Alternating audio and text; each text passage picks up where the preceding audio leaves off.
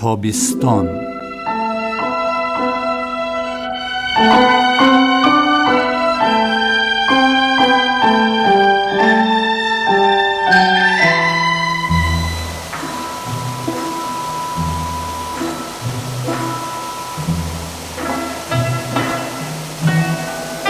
تابستان فصل گرما، فصل جلوه نمایی خورشید تابان.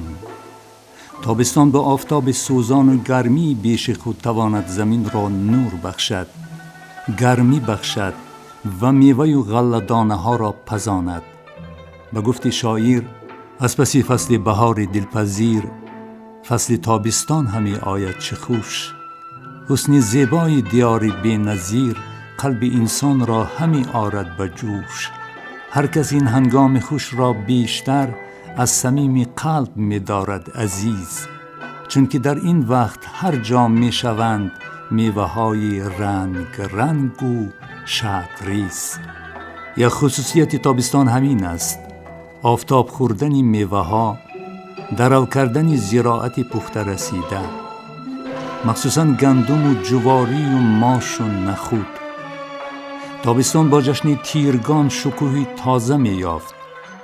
در این جشن پیشینیان ما با لباسهای سفید، با آبپاشی و آبریزی و سرود و موسیقی به پیشواز این فصل می برآمدند.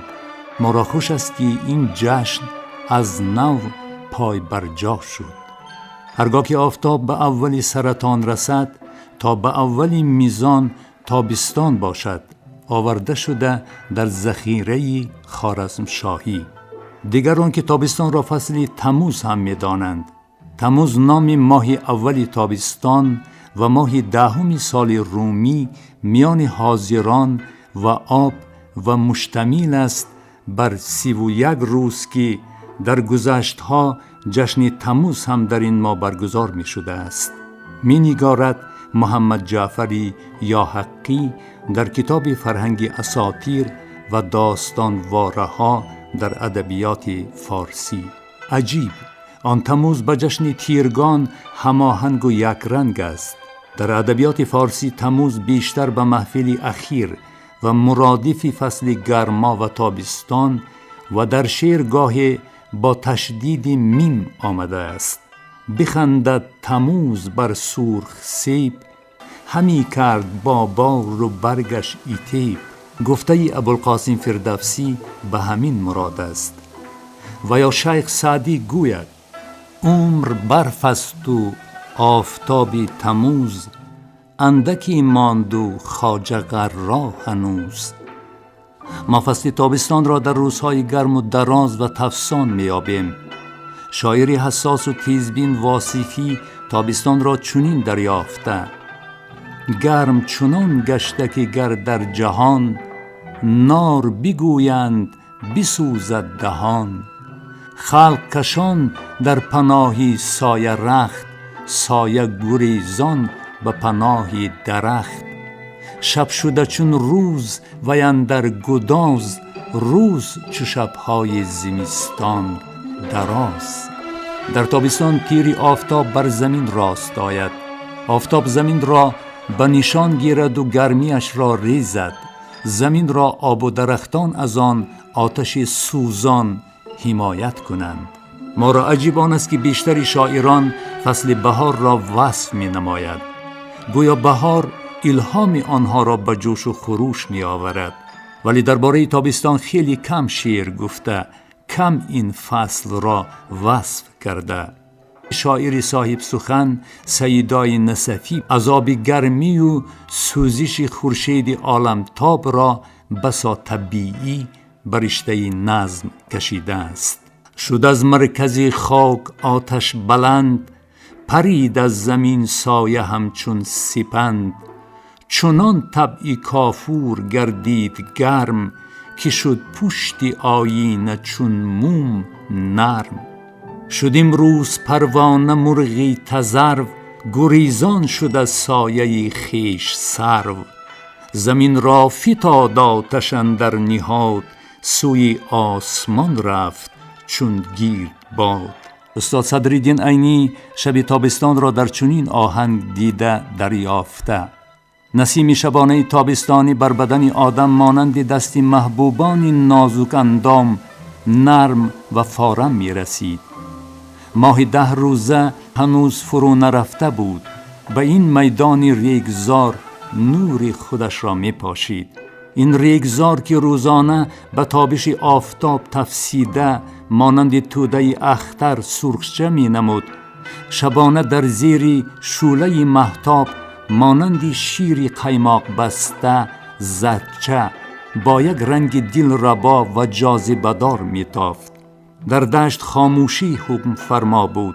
فقط این خاموشی را سرودخوانی بیدانه هایی که آنها را در قفسها انداخته در سری چوبی کازه های باغ آویخته بودند ویران میکرد. شبهای کوتاه تابستان و نسیم سیرونی آن به پرندگان گویا جان میبخشیدند. مخصوصا هنگام سپیددم برابر بیدار شدن موجودات پرندگان به خوانیش می‌درآیند. مردمان سحرخیز و به کار و بار خود روان این آهنگ را، این صدای پرندگان را میشنیدند و حس میکردند. تابستان تاب دارد، تیر دارد، 101 آهنگ و رنگ دارد.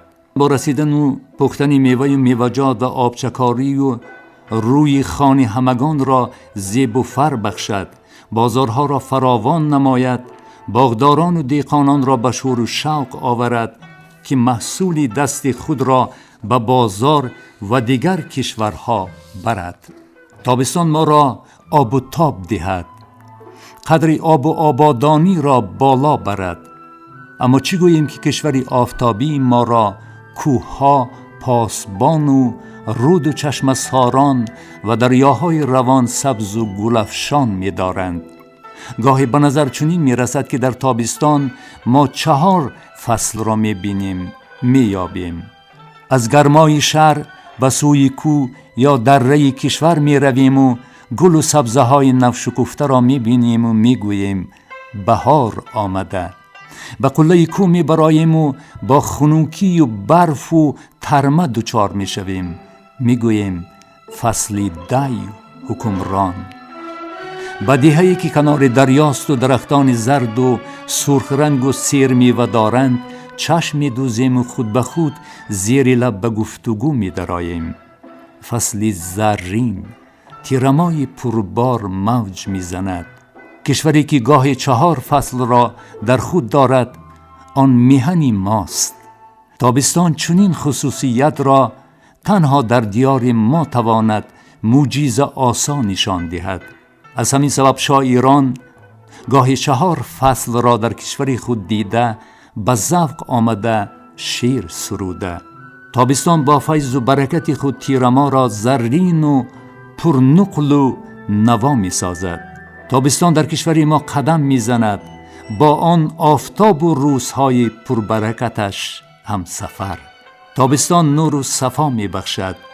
از گرمی های آن باید به خود نیرو گیریم و سوختن و ساختن را از بر نماییم.